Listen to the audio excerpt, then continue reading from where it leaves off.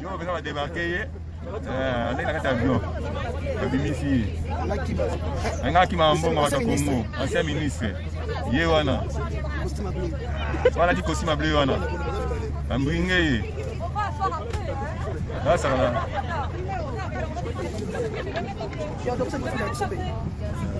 C'est pour ça que nous sommes dans l'avion. Allez, bah, allez.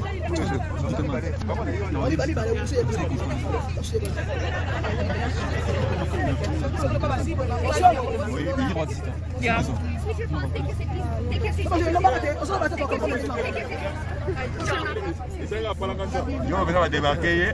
On est dans l'avion. Un gars qui m'a embauché à Congo, ancien ministre. Yewana. Voilà dit Kosima Bleu Wana. Ambringé. Là, ça va.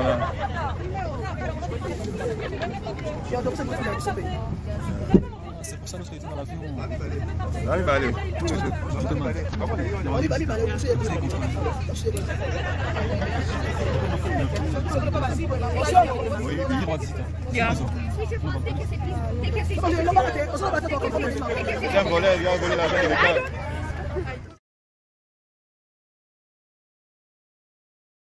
On peut causer une sacrée, malgré le salaire qui est au que nous kaka.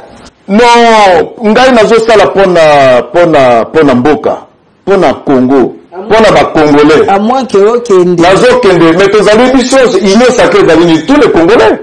Nazana orthodoxie ya makambo mbongo. Nazala capricé na vite.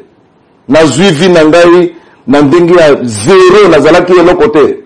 Nzambe atombolaka, nde atomboli ngai. Mama Sylvie nga na bangi na kambongo te. Mbongo na sutuki la kape mbongo te. Mbongo ya Covid. Mbongo ya Covid.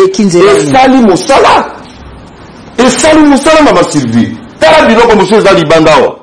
Eza ebele. Etikali ebele toko continuer ko pesa na ba école. Donc on a la remorte. Et le côté nazali calme. Nazali calme. Non, mais il y a le makambo 62 milliards. Ngala na yeki ata yango. Eza na compte nini. Ezali structuré wapi.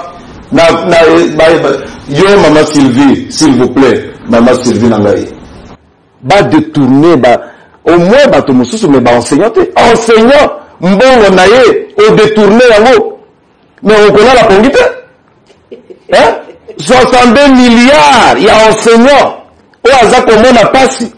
Ou azali metteur en scène et à gratuité. Ou kende ko détourner mbongo na ye.